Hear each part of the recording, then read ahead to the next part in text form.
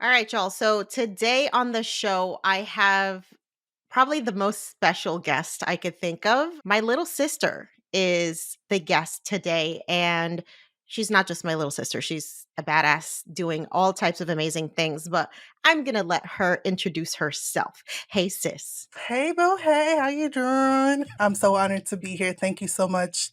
I'm the baddest of all bitches, right? No. My name is Lianne. I'm the creator and host of the Watch Us Thrive podcast, personal development podcast that talks about a lot of uncomfortable conversations that people don't want to talk about, but it needs to be talked about. I'm Janice's little sister. I'm the behind the scenes woman behind her amazing podcast, Yo Quiero Dinero, doing all the things. I'm a mom. I'm a student. And you're also a domestic abuse survivor. Yes, I am. And so I wanted to bring you on the show because not only are we sisters, but we have both experienced domestic abuse in different ways. And I've started sharing my own story. And I think one of the things that I really want folks to understand is the various ways that this can manifest in your life. And also like destigmatize the idea that like this only happens to a certain kind of woman or a certain kind of person. Because I think there's so much like victim shaming and victim blaming in this conversation. And it's like, oh, well, you clearly were asking for it, or you just don't know how to pick the right partner, or blah, blah, blah. There's so much of that shit. So I definitely want to like destigmatize the conversation around DV because I think it keeps a lot of people ashamed. And the more that we kind of keep this in the dark, the more it's going to continue to perpetuate. And I know personally for me, as I've started to share my own personal story, there have been so many women who've reached out to me who've been like, holy shit, I'm going through the exact same thing, or I just escaped that. And so I think it's been really eye-opening for me just understanding like how many people are actually going through this and also experiencing it as a quote unquote successful woman that this is not supposed to happen to. I'm so glad that you brought that up because honestly, I've had all those thoughts before I found myself to be that survivor of domestic violence. That could never be me. She's a fucking dumb bitch for staying in that relationship. I had all of those thoughts, and it's not until you find yourself in it or you're healing from it that you're like, damn. And it's not until you start talking about it. When I started sharing my own story, I've had so many people reach out to me and be like, I've gone through that too. Or, damn, is that really a toxic relationship? Is that really an abusive relationship? 1 in 3 women, sis. 1 in 3 women will be a victim, and 1 in 7 men. People don't like to talk about that aspect too, that women can be violent and abusive and all those things. But 1 in 3 women will be a victim of domestic violence in their lifetime. So if you haven't experienced it, you know somebody has. There's 2 people right here that have experienced different types of abuse. But yeah, I had all those same thoughts. Yeah, there's so much judgment. And I don't even think that most of us are educated to understand like what a healthy relationship is. I'm still trying to figure out that. Yes, that's the lifelong struggle, especially for people in like marginalized communities. Mhm. Not that domestic abuse and violence only happens to people of color, but I feel like there's a lot of behaviors that have been normalized that are classified as abuse. And so it's like we don't even know that we're experiencing abuse because it's like so normalized. And I think this is the first topic I want to dive into, especially as women. There's so much emphasis on us finding relationships and like being of service to everybody from the beginning that I think we're just programmed to believe that we are better off in a shitty relationship than we are peaceful and single. Right? Yes. And so let's dive into that a little bit. Where do you Yeah. think that your relationship knowledge came from? I started seriously dating when I met my daughter's father and I was 16. That was the beginning of the toxicity, if you will. Where that shit came from, I don't know because like mommy and papi had such a good relationship growing up. Why I found myself to attract these toxic type of people, that's still something that I'm trying to figure out as I'm on my journey to healing. But I just knew that I did not want to be alone. I hated the thought of being by myself was terrifying to me. Was there anything like from your childhood that you could remember that maybe was a hit to your confidence or some friendships that maybe like brought out your inner insecurities? I was definitely bullied growing up. I think a lot of people can relate to that. I feel like maybe the second child syndrome, being in your shadows, that's something that I've always struggled with when it came to confidence, feeling like I wanted to be seen, but I always felt like I was less than. But yeah, I just found myself just attracting these toxic type of man and being afraid to let that go and really be by myself. I didn't fucking know how to do that. This is the first time in my life, I'm 34 years old, that I've actually been single with no distractions. And I found such peace in it. But before, it's just made me cringe to be by myself. What about you? For me, there was definitely like the ugly duckling syndrome. I didn't have my first boyfriend until I was like 14 or 15. And I dealt with bullying. I dealt with lack of self confidence. So I think when I got my first boyfriend in high school, I was just like, oh my God, who is she? Like, I love this feeling. I love this version of her because she somehow has enough value to be noticed by somebody. And so I was in that relationship until I went to college. I was just kind of like hopping from relationship to relationship. Like, I was never really cool with being alone. It was just this idea of not even knowing how to be by yourself. And I think there's also, like I mentioned earlier, a lot of emphasis on us as women to find the partner right away. Like, everybody's supposed to have the fucking notebook romance where you like meet as teenagers, you go to college together, you get engaged right after you graduate, you get married, you buy the house, you do all that shit. We were talking about this with our mom recently, where in Latino culture, at least in Puerto Rican culture, there's a word for a single woman who is quote unquote past her expiration date, who hasn't found a man by society's acceptable age limit. And that's the word jamona. So if you don't know what the word jamona refers to, it literally translated, it means female pig. That's attractive.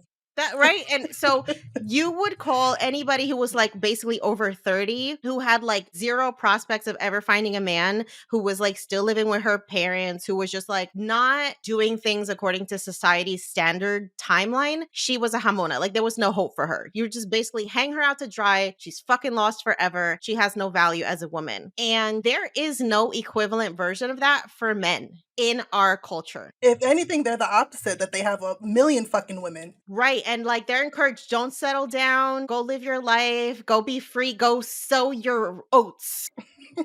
Go be Nick Cannon and have 10 kids by 10 different women. That's perfectly acceptable behavior. But as a woman, not only do you have to like marry your fucking high school sweetheart, but God forbid you don't find that person by the age of 25, you're a lost hope. There was absolutely that internalized pressure on my part. I think that's one of the reasons why I ended up just kind of going through the motions with my now ex-husband, where we met in college, we moved in together, we got married, we did all the things. I knew like he was not a good partner. When did you know this? Because we haven't had this conversation. I actually like in that relationship more than anything, just because our parents didn't like him. And I think I was still carrying a lot of resentment about how strict she was growing up. Like, she was on my fucking ass the entirety of my teenage years. I had to sneak out the house. I had to make up all types of lies. I had to basically like live in a second life because I had a curfew till I was fucking 18 years old. That's how I ended up pregnant, guys. Yo, so you strict ass parents out there, like, slow your roll because you about to send your daughters over the edge, okay? And so I feel like I was still like, fuck you. You ain't gonna tell me who I could be with. You ain't gonna tell me what to do. I graduated from college. Like, don't be telling me shit, because I had been dorming for 4 years. So I was kind of like used to being on my own, having my own say, doing whatever I wanted. And then to come back home, have this boyfriend that my mom didn't like, her trying to like exert that authority on me again. I was like, oh no, this is bullshit. So I think it was almost like we were trauma bonded because my parents were the enemy. Yes. So I began to see him as like the out, like, this is going to be my ticket out. You know, in some ways it was because, you know, we moved in together. That was the way I was going to exercise my independence. But from like his quality of partnership, it was trash. Mommy always knew. She always Oh, knew. yeah, that's why she hated him. But I was You're always right. just like, I think a lot of us, especially when we're teenagers or young adults, we're just like, you have unrealistic expectations of like what relationships look like, or you guys are racist, or you guys are prejudiced, or whatever. And so we project that, not understanding that like they're actually trying to save us from ourselves, because people can always see shit that you don't see when you're wearing those rose colored glasses when you're in a relationship. And you're really just not trying to hear that shit, because clearly it's not that they care about you, it's that everybody just wants you to be fucking miserable. That's what you've convinced yourself of. Exactly. So I think for me, like I already knew when we got engaged that like he's not going to be a great father. So that's why I don't want to become a mother with this man. But it was also just like it already invested this much time. So we just got to go through the motions. It was very much just like, well, okay, so we've been dating for X amount of years. According to society's calculator, we got to get engaged now. And then we got to get married. And then 2.5 years later, we got to go and buy a house and do all this shit. But meanwhile, I'm like not actually reflecting on like, who the fuck is this person? And why are we together? And is there actually a future here? Or am I just like used to the chaos and the bullshit and afraid of what is out there? Because I'd rather know the devil that I know versus one that I don't. If I could drop my mic, I would right now because you are speaking my language. And I think that's a thing that so many women stay loyal to is this definition of time. You know, the 8.5 year long situationship that I was in, it was just as toxic as the last one that I was in. And I had that same mindset. Oh, we've been together for so long. He's been like a father to my daughter. We've gone through so many things. I don't want to start over. I'm afraid of being alone. I had all those thoughts, but I was just keeping myself stuck and miserable in toxicity because of that loyalty to time. Fuck that. Why do you want to stay loyal to someone who is treating you like dog shit? It's the same shit that people do with jobs, right? It's just like, oh, well, I've been here for 20 years. So what am I going to go and start over and get a new job? And God forbid they pay me more. But what if I hate my boss? Or what if I get fired because I'm not good at this job, but because I already know this job? It's the same exact fucking mentality. I had that same exact mentality being in the medical field for a decade. It's because it's all that I knew and I was comfortable. And us, especially as women, need to stop being comfortable with staying small, dealing with dusty ass men who have nothing to offer but project dick, empty lies. Like, honestly, that's just something that a lot of women come across with me sharing my story of overcoming domestic violence, that they find themselves stuck in these shitty situations because they're afraid of starting over.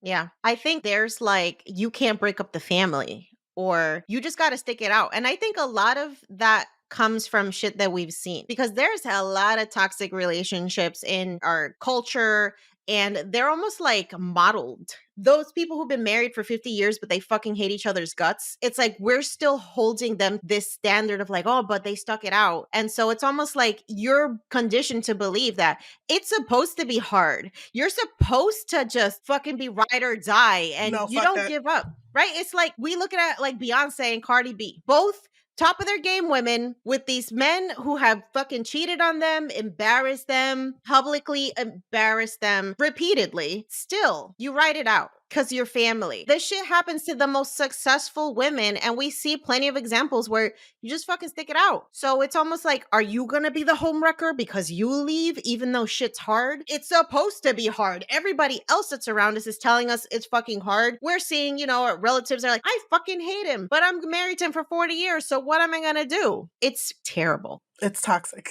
It's disgusting. 0 stars. Do not recommend. It is okay to start over. That's something that I've learned about myself. I don't want to look back and be like, I wasted my time because I went through everything that I went through for a reason. But being on the journey that I am now, the first fucking red flag, I'm out. I'm not going to give you, oh, the benefit of the doubt. No, I've been there. I've done that. But I think that all comes with experience and what we've gone through in these relationships. Absolutely. And so let's dive into a little bit more about various ways that abuse can manifest itself. Because I think when people hear the words domestic violence or domestic abuse, they automatically think, oh, you're getting punched in the face or you're getting physically assaulted in some way. For me, I was never physically abused, but I was absolutely psychologically and mentally tormented for many years. And I don't even think that I made the connection until I filed for divorce that I was literally being abused. And just talking to a professional and like understanding what narcissistic abuse is and like what narcissistic personality disorder is and just understanding that holy shit, I married a fucking narcissist, fucking sociopath. That was a huge wake up call for me because I realized that the judgment that I had placed on a lot of other women about why they were dealing with toxic relationships was coming from an ignorant place because I had literally just been experiencing the same shit. And I like to almost describe it, like that analogy where if you put a frog in a pot of water and then you turn the fire on. Slowly, the frog's gonna boil because it's not even gonna realize like how slowly the temperature of that water is happening versus when you try to throw that fucker in the boiling pot of water, you're gonna be like, nah,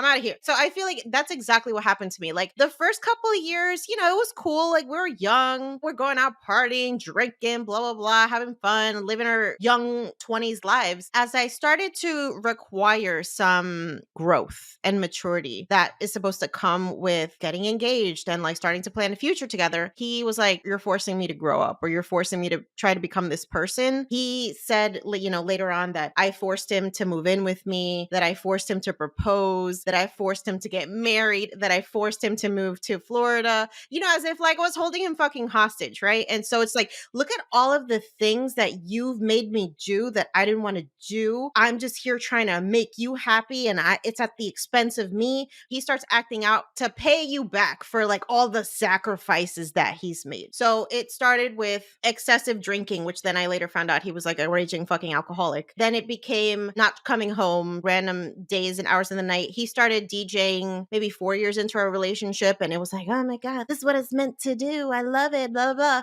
Meanwhile, my dumbass was like the person who helped facilitate his whole fucking career buying equipment for him because he was broke as fuck, like from the day that we met, and that never changed. Still is. Exactly. Still is. Then it was just like projecting his, what I later found out were like narcissistic qualities, where his lack of self confidence would come back at me and turn into criticism and turn into like, I'll never make you happy. Like, all you do is fucking complain and you don't want me to be happy. This is why you want me to stop DJing. Even though you're coming home at 3, 4 o'clock in the morning, sometimes you don't even come home at all. Later found out he had multiple affairs. Even after that, it was my fault because I pushed him away. I did this. If you were just easier to please, if you weren't so fucking critical, if you weren't so demanding, if you didn't want so much, you would be happy. But you're not going to let us be happy. As many people who deal with narcissistic abuse really started questioning my fucking reality. Is it really me? Like, am I the fucking problem here? What if I just stop complaining? Am I the drama? Yeah, is it me? Part of my coping mechanism became kind of withdrawing, where my businesses became like my therapeutic escape from the relationship. So I said, you know what? I'm so fucking tired of like pouring into this shit with nothing in return that I'm just going to divert my energy into my shit. My businesses and my whole like personal growth has come from me saying, you know what? I don't fucking know how to handle this. I don't know how to fix this. I know that this is not where I need to be and what I need to be doing, but I also don't know how the hell does one get a divorce? I'm like, we don't do that in our culture, right? Yeah. I was not in a financial position when the first infidelity happened to walk away. We had just bought a house. I was still in a shit ton of debt. I didn't have an emergency fund. I didn't have anything in place. So when that happened in 2017, I was not mentally prepared to walk away. I was not financially prepared to walk away. I was not emotionally prepared to walk away because I still had this belief that like I was the issue, that I was just too controlling and too demanding, and I just needed to be a better wife and shit would work out. In one aspect, I think that's when I started to like pump the brakes on how much I fucking cared.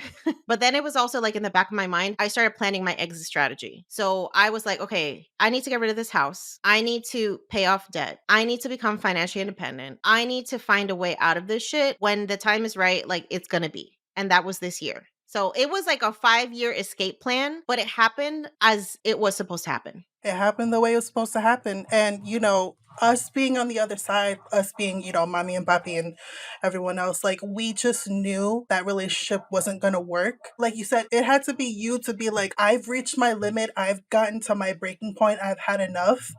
And I just want to give you your flowers, round of applause, anyone who's listening, for being the bad bitch that you are and just knowing who the fuck you are, but also doing it smartly and doing it in a way that you were able to put all those pieces and all those ducks in a row to not have to pay this man money. Yeah. It's also me experiencing the separation and the divorce and realizing like how much power I had in the situation. I think it's probably helpful for you to talk a little bit about your story. You and I have almost like two sides of the coin. It's like what happens when you don't have that financial power to walk away easily versus when you do. So feel free to share whatever you're comfortable with as far as your own personal story and how you escaped your abusive relationship. I have the full in-depth story for anyone who wants to hear it from beginning to end because it is a long story on my podcast. The night that I escaped was the night that I thought my life was over. Like, it got physically abusive to that point that I thought this man was gonna kill me. Before we even talk about that, I do want to trickle back a little bit because you said that a lot of people think that domestic violence is only physical. There's a lot of emotional and mental abuse that comes with it, and that's how it started in my relationship. That's how it starts usually. It's kinda like they're testing the waters with that. Absolutely. It always, in my opinion, and in the research that I've done, it always starts off as verbal and emotional. You know, in the beginning, it was rainbows and butterflies, and oh, I found my soulmate. Finally, a third time's a charm. Like, I thought I found my person. But quickly, I came to realize that I didn't know this man at all. There was just this facade that he was pretending to be someone that he really wasn't. And everything that's done in the dark eventually comes to the light. And I started to see this shift, how he would talk to me and how he would raise his voice and call me out my name. And then it started to getting physical with a push or a shove or a choke. It was pretty fucking terrifying. I still deal with having flashbacks. I still deal with dreams. I still deal with healing from it. But, you know, I'm grateful to have gone through it. Would I have wanted it to happen? No. But I know that it did happen for a reason because it completely changed the woman that I was to who I am today. I wouldn't change that for the world. Yeah. One of the things that happened also was that I was able to work to facilitate getting you out of that situation, right? So, me being in a financially okay position allowed me to help you to get the fuck out of there. So, I got you on a plane, I got your apartment settled. Like, you were able to just escape because you had a resource there at your disposal. And I think that's really key for you to really like lean in on your support system when shit's going down, because I think that there's so much shame in these situations that it's like you almost don't want to bring anybody up. And I had no idea you had been in a abusive relationship until the night where you showed up at our friend's house and it's like 3 o'clock in the morning. I got a fucking phone call. Your sister's here. This guy tried to kill her. And I'm just like, what the fuck just happened? And I didn't even have time to think. I was just like, I'm going to book her a plane ticket. We're going to figure this shit out at some point in the future. I was so scared to tell you, and it does come back to that shame and that guilt. Nobody knew what I was going through. And that's something that a lot of DV victims, whether it's physical or emotional or whatever it is, you're ashamed. You're scared. You're like, yo, is this really happening to me? Yeah. You're like, how the hell did I get into this situation? Yeah, because you entered the relationship with love. You were coming from a good place. And then for that shit to change, it's like, damn, what the fuck? But then you're also trying to be like Peter Pan and you're trying to save this person and you're trying to fix them, but you're losing yourself in the process. But yeah, I was terrified. I think that's one of the things that I've realized is the common thread for a lot of people who are going through this. It's just like you feel like you're going through it alone. You feel like you're going crazy. You feel like, especially if you're with somebody who is emotionally manipulative and, you know, narcissistic in their character, like you will be convinced that your reality is not real and that conversations that have had did not happen and the suspicions that you have are paranoid. Meanwhile, every single thing that I thought was going on, I eventually found out was going on, right? So I was so in a place where I didn't even trust my gut. I didn't even trust my intuition. I didn't trust anything. You could have literally slapped me across the face with some evidence of shit going down. And unless it was like I walk in on y'all having sex, like I was not going to believe it. I think that's been the hardest part of realizing how disconnected I was from my own intuition. It's almost like you get out of these situations and you can't even fucking trust yourself. Am I ever going to be capable of making like a sound decision again? Am I ever going to be able to trust myself again? Because how the fuck did I allow this? How the fuck did I just accept this? Can I actually trust myself to make a good decision in the future? That is so real. And that's something that I still struggle with.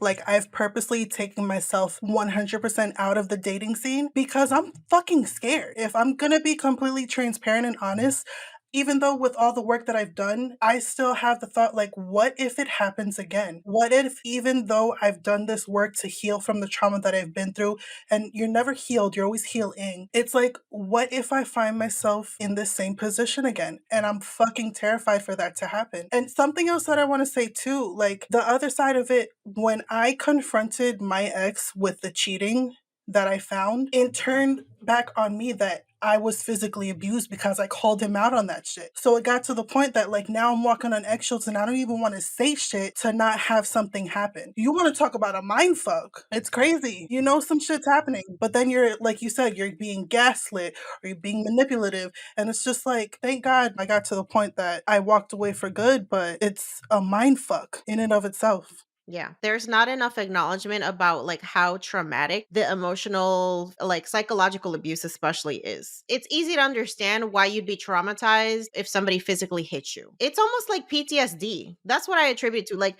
for weeks after I filed for divorce, I was having fucking nightmares, waking up in sweats, panic attacks. Like even during the end of the relationship, I would be woken up out of my sleep. It's almost like my body was trying to send me signals that, like, bitch, you are in a dangerous fucking environment. I need you to wake up. I need you to pay attention. And I just got so used to like shutting that off that I realized now on the other side that a lot of the anxiety and depression that I was experiencing was a direct result of the relationship I was in. It's not that I'm a naturally anxious or depressed person. It's the fucking environment was like exacerbating that because I don't be having that type of anxiety no more. Like I be waking up with peace. I'm at such peace with myself now. And I felt the same way too towards the end of my last relationship. I said this a couple of times in other episodes on my show, but there was a point in time, Janice, I was waking up sick every fucking day. That pit in your stomach, you just in this flight or fight mode, but you don't know why. And it was affecting everything around me. It was affecting my relationship with you guys. It was affecting everything. And it just got to the point, it ended the way that it did. But there was a point in time where I was just sick. I will never give up this feeling of peace ever again to experiencing that. The emotional recovery process is so much harder than healing a physical wound. Absolutely 100%. So I'm curious, what has your healing journey consisted of? Because I think, it's important for people to understand that like that journey is going to be very individual and it can manifest in a lot of different ways. Some people are able to do it on their own, some people work with professionals. So what has that been like for you? For me personally, I knew I couldn't do it on my own because there was a lot of shit even before that relationship that I had to heal through when it came to like the toxicity that I was dealing with. So first I like surrendered and I was like, okay, I'm literally at rock bottom. I don't know where the fuck I'm going to go, but I know I can't do it alone anymore and I know I can't keep sweeping shit under the rug like I was used to doing for the first 30 something years of my life. So I worked with a psychologist. I worked with two life coaches, thanks to you. And I just really took a look in the mirror and realized the common denominator that came from these relationships was you. And clearly, there's something that's going on within me that I need to work on that I'm finding myself attracting these same type of people. So by journaling, by meditating, by talk therapy, working with a life coach, all of those things have helped me realize a lot of the shit that I had about me that I needed to work on, but I knew I couldn't do it alone. That's been the most definitive thing for me. Like just knowing that it was okay to ask for help. It was okay to be vulnerable. I didn't have to live in this world of shame and guilt anymore and be like, yo, I need some help. I can't do it by myself. Well, and I think our culture for sure does not emphasize talking about your feelings. Absolutely not. It does not equip us to deal with a trauma and negative emotions, right? There's a lot of like sweep under the rug, pretend that didn't happen, move on with your life. I mean, that still happens at home. Oh yeah, I mean, mom and dad, we love you, but y'all don't have the best like, No, communication skills. It's no, fine. but it's okay. We love you.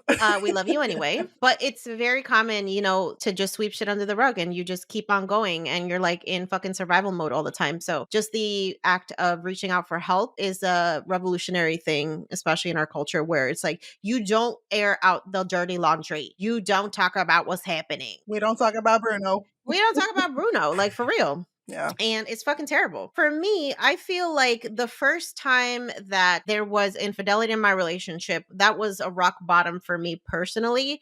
And that set me on a path to personal development. I became obsessed with like working on my shit, working on myself. I think selfishly because I thought in the beginning like that was just going to make my husband a better person if I work on myself. But after a while, I realized, oh, wow, like this is actually helping me become a better person. And it's slowly making me realize like how fucking inferior you are. Because it's like once you start living in that headspace of just like always working on yourself and leveling up, you start to realize how mediocre some people's energy can be. And so I started realizing like, oh, wow, you're like fucking trash person. Yes. And by the time that I filed for divorce after the second affair that I know of, I had gotten so used to Xing out shit that was no longer serving me. I had quit my job. I had like left where I grew up to go and start a new life in Florida. Like I was so good at cutting shit off that when it came down to the last thing in my life that felt like it was no longer aligned, which was my marriage, it was easier to cut it off than I thought it was. Once I had the information that I needed to realize, oh, wow, like you're just a trash fucking person and this is not going to change. Like I've given you every opportunity to like handle your shit and you're not going to do it. So I am self-aware enough to know better. And I have done a shit ton of personal development. I have really healthy coping mechanisms. I have a huge support system of like coaches and therapists and just friends and family who I know I can lean on when shit goes left, that I wasn't afraid anymore to make the decision, even though it was fucking traumatic, even though it was like, oh my God, this bitch is about to be divorced. Like, I'm going to be the first cousin in the family to be divorced.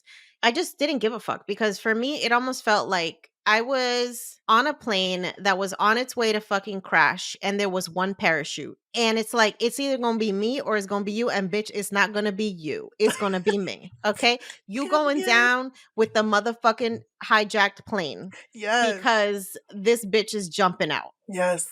Once I made the decision, I feel like something clicked in my brain. It's almost like a light bulb went off and I was just like, I need to purge. And so I spent literally like the next 48 hours, like removing everything from the house, filing for divorce. This man was like Men in Black X'd out. You know, like the fucking flashbulb. Yep. It's like, sir, you never existed. Every picture was burned. The album from the wedding was burnt. Like, I'm like, I don't even want your fucking hair strand in this house. Like, you cease to exist. And when I think about like 5 years ago, being in a headspace where I was just like, I can't imagine my life like not being married and being with this person and blah, blah, blah. I'm just like, the growth, honey. The growth is here, but it's because I had decided to start working on myself years ago. And I had the fucking emotional tool belt to do the hardest fucking thing that I've ever had to do in my life because I had gotten used to making hard fucking decisions about a lot of other shit. And it just became impossible to justify settling for the bullshit in this aspect of my life when every other aspect of my life is fucking amazing. I have amazing friendships. I have an amazing fucking career. I have an amazing house that I live in. I have the most amazing life except for this marriage. And why the fuck would I let that be the thing that I'm okay being mediocre about? Yes, she is preaching. You don't understand how this like makes my heart so happy because I've had all these thoughts being on the other side and just seeing I'm like they just don't belong together. No, It's just no. not it. And like when you know someone is a piece of shit and they're always going to be a piece of shit, it's just like yo, I'm just waiting for the day. And when we got that phone call, I was sad for you, but let me tell you, honey, it was like, oh, finally the floodgates opened up and God came through and just knew that you were meant for so much more. So let me ask you Yeah. before what would be some a piece of advice in your opinion that you would tell a woman who finds herself in this toxic relationship? She kind of knows she wants to leave, but she's scared, feeling all the feels that we felt. What would you tell her to Yeah. do? I'm going to be real strategical and tactical about this because at the end of the day, what I have found is the single most common reason why women do not leave these relationships is because they don't have the financial means to do so. And so, one thing for me that I am super fucking proud of, and I will literally yell from the mountaintops about how important it is to maintain your financial independence as a woman. Like, point blank, period. I don't give a fuck if you've been with your man for a day or 30 fucking years. I'm gonna need you to do several things to maintain your financial independence in a relationship. Number one, protect your credit. Do not be getting these joint bank accounts, these joint credit cards, signing on fucking loans. We're not doing that because a grown ass man should be able to provide for himself. If he needs to buy a motherfucking car, bitch, you better go get 3 jobs if you can't afford that payment right now because I'm not co signing on a loan for shit for you. I will never do that again. Never. Okay.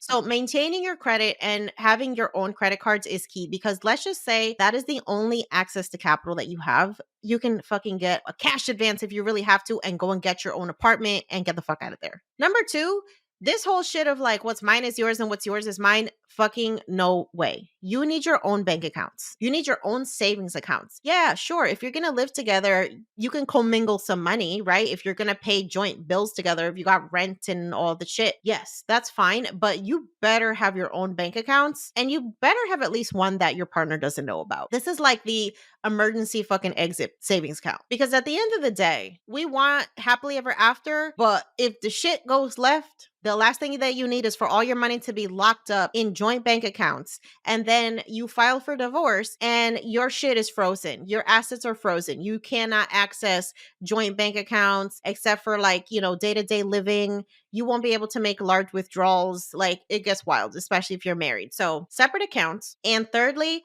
please, for the love of God, I don't fucking want to hear anybody's excuse about why they shouldn't do this. Get a goddamn prenup. Okay. If you are going to get married, you better get a prenup. And if your partner does not want a prenup, you need to throw his ass out with the trash. Okay. His or her, whatever, because you could absolutely get a prenup in a same sex relationship too. And if you are listening to this conversation and you're like, oh my God, I'm married to a narcissist, I need to get the fuck out of here. I need you to start squirreling away some money if you don't already have some. Even if that really means like opening up a bank account and putting your relative's address on it so that they don't get the statements, like you need to start putting aside some money to escape. You need to start telling people what's going on because trying to do this shit alone is not easy. You need to have somebody who's keeping an eye on you, especially if you're with somebody who's potentially could get physically abusive, who could start like wilding out. You need people to be involved. And I think honestly, those are a couple of things that I would say to people, but absolutely like it doesn't matter if you're in a relationship or not. You need to have your own bag. Point blank, period. Hope for the best, plan for the worst. I'm really glad that you brought up that financial aspect because another statistic that I came across in, doing the research around domestic violence is 99% of DV victims find themselves in abusive relationships because they're being financially abused. And who fucking talks about financial abuse? I never heard about that before in my life. And I was just like, holy shit, it makes so much sense why so many women, especially, can't leave because they have no fucking money. Yo, the other day I posted a TikTok about my situation and a woman commented, I'm trying to figure out how to get rid of mine narcissist. He's been living in my house for 8 years and not working like steadily. And the only reason why I have him there is because he's taking care of my kid while I'm at work. And I'm like, ma'am, first of all, the fact that this man can really be living in your fucking house for 8 years without earning a steady income, can we just set the building on fire because the red flag is not enough? Right? Um, Number two, this idea that like that's the only person that you can trust with your fucking child and that's why you're going to stick around. We need to demand more from the people in our lives because that bare minimum, if that's what you ask for, that's what you're going to get. Facts. Say it again. What about you? What would you tell somebody who is like finding themselves in a situation where they're just like, holy shit, I can't believe this is my life. I'm in an abusive relationship. Ask for help, ask for help, ask for help. You cannot do it alone. As embarrassed as you may feel, as scared as you may feel, you have to reach out to someone. That's what helped me. I went to our friend that night, and that's the first time that I told anyone what was going on. That's the moment when my life started to change, when I reached out and I was like, this is what's happening. What the fuck am I supposed to do? You have to speak up. You need to fuck what anyone is going to say, fuck what family's going to think. Your life, you are the most important thing, and you are the only thing that you have, and you should want to protect yourself by all means. So ask for help. Ask for help.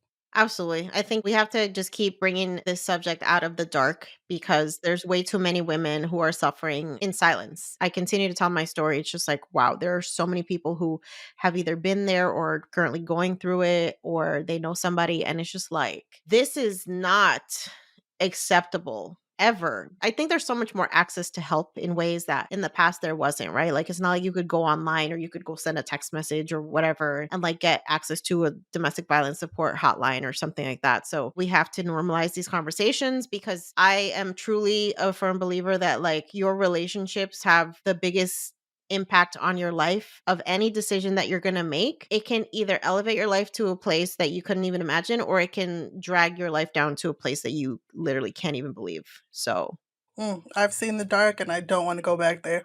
yeah. Yeah. Sis, this has been such a healing conversation. I am so excited for folks to continue to get to know you and the work that you're doing in this space. So, tell people where they can find you. Yes. Well, I hang out on these Instagram streets. You can follow me at Watch Us Thrive Podcast. Check out my podcast, Watch Us Thrive. It's available on all major streaming platforms. I'm building up my website, so stay tuned for that. It's not ready yet. I'm also on TikTok and Twitter, Watch Us Thrive Podcast. And just thank you for having me on and just having this conversation that I've been wanting to have for so long. You are such an inspiration and you have helped me so much in my own healing journey. And I really just want to thank you for paving the way for so many women to not settle for fucking mediocrity. Just let the dusty ass guy go and go be your baddest bitch self, okay? Absolutely. And, thank you for really providing a place where people in our community can feel safe about having these conversations because it's still very much a taboo thing to talk about what's going on behind closed doors and all the battles that we face with mental health and relationships, just all of the things that can self sabotage our own success. So, thank you for the work that you do and for using your pain and turning it into your purpose. Yes. Amen. Hallelujah. The Latina Dr. Phil. She's coming soon. Thank you, sis. Thank you. Love you. Love you.